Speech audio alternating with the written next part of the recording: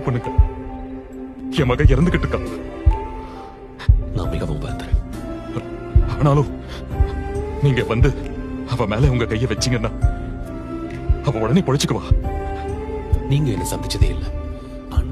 இருந்தாலும் என்னால உங்க மகளை குணப்படுத்த முடியுன்ற விசுவாசம் உங்ககிட்ட இருக்கு. என்ன அவங்கிட்ட குடிப்பாங்க.